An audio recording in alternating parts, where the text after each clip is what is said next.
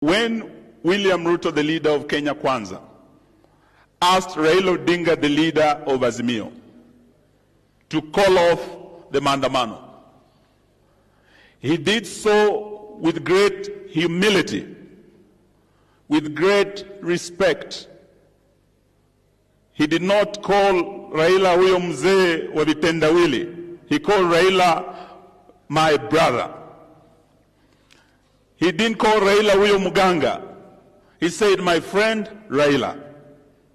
Today we are here to demand of William Ruto to tell his subordinates, beginning with Rigathi Gachagua, to address Raila and Azimio leadership with the same respect. The English say demeanor speaks louder than words.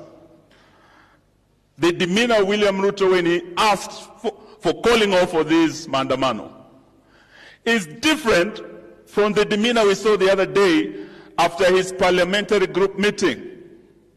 When we met as leaders of Azimio, we stood together with Raila Odinga and Martha Karua and Kalonzo, and we unveiled our team. But the manner in which the Kenya Kwanza team was unveiled, ilikuwa njia ya madharau, and we were told by Gachagua, let Raila and kina Karua waende wa deal na Kimani Ichung'wah. Today we want to say this to William Ruto. Yes, you have your team, we have our team, but your demeanor shows lack of good faith.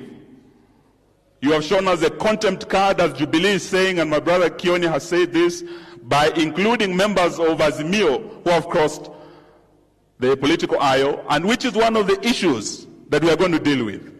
Therefore, we are saying today we agree, and I believe this is going to be one of our resolutions, that as the talks go on, Raila Odinga will not go to talk to Kimani Ichung'wah and his team. Raila Odinga and Azimio team from Sunday in Kamukunji will go back to the people of Kenya to deal with William Samoei Ruto. So we'll go on, and I want to thank you for urging us to go on with the engagement of the people of Kenya as we did the consultations. And it behoves us now at this stage of the talks to go back to the people of Kenya to brief them where we have come from, where we are, and where we want to go. So we agree with you, and we'll walk this journey together. Lastly, we want to say those who are saying they cannot bring the issue of the server on the table. What we have been shown in Ufungamano today convinces me more than ever that indeed Raila Odinga won this election, but he was denied victory.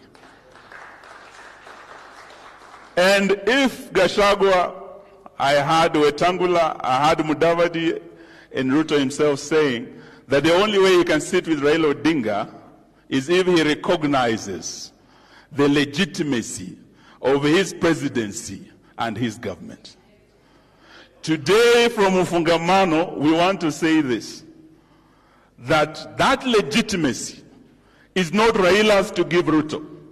That legitimacy can only be given the day the server is open.